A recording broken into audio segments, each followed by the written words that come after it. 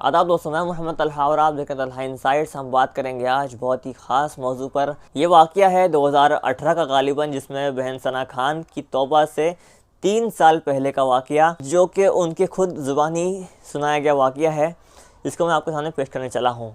उनकी तौबा के इस पवित्र काम के, पाकीज़ा अमल के बहुत सारे फैक्टर्स है और बहुत सारी वजूहात हैं और कई सारे राज हैं जो कुछ उसमें से फाश भी हो चुके अलग अलग मौक़ों पर। लेकिन ये बात करते हैं आज के बहन सना खान की तौबा का एक बहुत बड़ा सबब ये बना कि मौलाना तारिक जमील साहब और मौलाना अनस सैयद साहब की मुलाकात में, जिसमें सना खान भी मौजूद थी। सना खान से जब लोग मिलने गए थे, मौलाना ने वक्त लेकर उनसे मुलाकात चाहिए थी और फिर मुलाकात भी अच्छा। बहन सना खान की भी खुशी थी इसमें और बहुत अरसे से तमन्ना भी थी, बल्कि वो तो इस ख्वाब से भी दूर थी कि मुलाकात हो कैसे पाएगी। मेरी चाहती है लेकिन हो कैसे पाएगी, ये एक था फैक्टर उनके मन में। खैर, अब जिस चीज़ को अल्लाह आसान करता है उसके लिए क्या मुश्किल है। फिर अल्लाह पाक के लिए कोशिश करना क्या मुश्किल है। कई घंटे की बातचीत चलती रही और उस सारी मुलाकात में बहन सना खान का खुद बयान है कि मौलाना ने एक बार भी उसे ये नहीं कहा कि बहन तुम पर्दा कर लो, तुम पर्दे में आ जाओ, तुम दीनदार बन जाओ, तुम नमाज़ पढ़ने लग जाओ।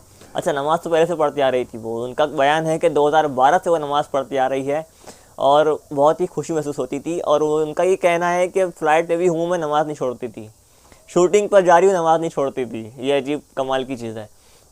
अब यहाँ पर इसको इस तरफ न ले जाएं बात को आप कि शूटिंग भी कर रही है नमाज़ भी पढ़ रही है, इस तरह नहीं होता। अब चूँकि जब खैर का अमल अंजाम पा गया है, यानी एक पॉजिटिव वाक़या हमारे सामने है उनकी तौबा का, तो हमें उनके पिछले उन वाक़यात को जिसमें पॉजिटिव एंगल निकल सकता है उसमें पॉजिटिव एंगल ही निकालें। नेगेटिव एंगल निकालने की आदत हमें छोड़ देनी चाहिए। गंदी चीज़ है, इससे नुकसान होता है, फ़ायदा का बहुत कम चांस है। कुरान पाक के दिए हुए उसूल से जो उलमा कराम से हमने सुना, उसमें यह है कि नमाज बेहयाई से और बुराइयों से रोकती है। वही कुछ यहाँ देखने मिला कि बहन सना खान ने अपने अमल नमाज की बरकत से बुराइयों से तौबा कर ली। अल्लाह पाक ने उन्हें वो तौफीक से नवाजा। तो बहरहाल जब मौलाना तारिक जमील साहब उनकी उस मुलाकात से फारिग हो गए, तो फिर जब ये तीनों हज़रात ये अपनी वालदा के साथ, अम्मी के साथ और मौलाना अनस साहब के साथ जब बैठे, तो आपसी बातचीत जो मौलाना तारिक जमील साहब ने और मौलाना अनस सैयद साहब जो बहन सना खान के शौहर हैं, उस वक्त में शौहर नहीं थे, उस वक्त में तो खैर बस एक आम खैर ख्वाह थे। अल्लाह पाक ने उस खैर ख्वाह के नतीजा दुनिया में भी दिखा दिया कि उन्हीं के खाते में उनको डाल दिया। और एक कामयाब ज़िंदगी के साथ साथ इन दोनों हज़रात को, मौलाना अनस साहब को भी, उनकी अहलिया बहन सना खान को भी, अल्लाह पाक ने उम्मत मुस्लिमा के लिए एक इंस्पिरेशन के तौर पर सामने कर दिया कि देखिए, और एक हुज्जत कायम कर दी कि देखिए उस लेवल तक पहुंचने वाले के लिए भी अल्लाह की तरफ रिवर्स घेर लगाना आसान है, तो फिर आम बंदे के लिए क्या मुश्किल है।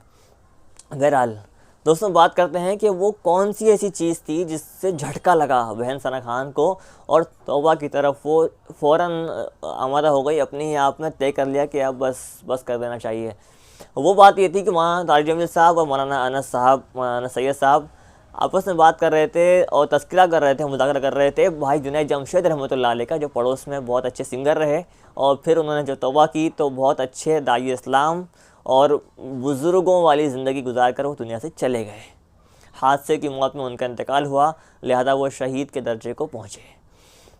बात यह है कि भाई जुनैद जमशेद साहब को जब तज़किरा आया तो इन दोनों के बस चेहरे देखने लायक थे, नम हो गए, एकदम आंखें नम हो गई। दिली लगाओ तो भाई जुनैद जमशेद साहब से हर मुसलमान को होना चाहिए, इसलिए कि वो बंदे ने काम ही ऐसा किया है जिससे अल्लाह खुश होते हैं, अल्लाह के पाक पैगंबर खुश होते हैं और अल्लाह वाले जिनसे खुश हुए हैं दुनिया में, वो कारनामा उनका वो रहा है। बहरहाल दोस्तों, जुनैद जमशेद साहब के जब तज़किरा आया तो मौलाना तारिक जमील साहब की ज़ुबान पर तो बस दुआएं लगातार, और भाई अनस साहब भी आमीन आमीन। और दुआएं क्या थी, वो सुनने लायक है।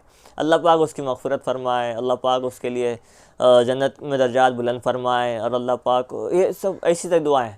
तो बहन सना खान भी सुन रही थी, वो भी एक असर ले रही थी। उनके दिल में ये आया कि यार मेरे जाने के बाद जिस तरह भाई जुनैद जमशेद गए हैं दुनिया से, उनके लिए दुआएं लोग कर रहे हैं उनकी गैर हाज़िरी में, जबकि उनके इल्म में भी ये बात नहीं कि कोई दुआएं कर रहा है उनके लिए।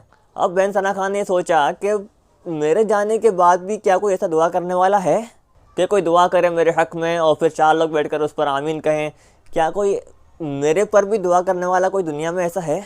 इस पर उनको एक शौक़ लगा कि यार मेरे वो कारनामे ही नहीं है तो कौन क्या दुआ करेगा मेरे लिए मेरे जाने के बाद। रहूँ तब तक तो लोग तारीफ़ें कर रहे हैं, दुआएं दे रहे हैं, बहुत अप्रिशिएशन हो रहा है, सब कुछ है, एक टिमटाम सब है मेरे साथ, लेकिन मेरे जाने के बाद क्या होगा? जाने के बाद मेरे दुनिया से जाने के बाद मेरा क्या बनेगा? इस फ़िक्र ने उनको झटका सा दिया। और अल्लाह पाक ही की तरफ से सारा होता है ये, इसलिए कि वमा तौफ़ीक़ी इल्ला बिल्लाह। दोस्तों, ये तौफ़ीक अल्लाह की तरफ से मिलती है। तो अल्लाह की तरफ से बहन सना खान पर बहुत बड़ा इनाम हुआ है। उस इनाम की जिस तरह उन्होंने कदर की है, हमें भी चाहिए कि हम कदरदान बने, उनके न सही अल्लाह पाक के इनाम के कदरदान बने कि अल्लाह पाक ने उस बहन को इनाम से नवाजा। और जिस पर इनाम होता है वह आदमी काबिल तारीफ़ होता है। तो तारीफ़ हम उनके ज़ात की न कर सके, कम से कम अल्लाह पाक के उस इनाम की बरकत से इनको हम कदर की निगाह से देखें। और हर वो शख्स जो किसी न किसी दर्जे में खैर के काम पर लगा हुआ है, उन सब के हम कदरदान बने, इसलिए कि अल्लाह पाक ख़ुद कदरदान है और कदरदानों से खुश होते हैं। तो इन्हीं बातों के साथ साथ मैं अपनी बात को ख़त्म करता हूँ। दोस्तों, अगर आप इस चैनल पर नए आए हैं तो ज़रूर चैनल को सब्सक्राइब करें तलहा इनसाइट्स पर। फिर मिलता हूँ बहुत जल्द अगले वीडियो में अगले टॉपिक के साथ। बहुत बहुत शुक्रिया।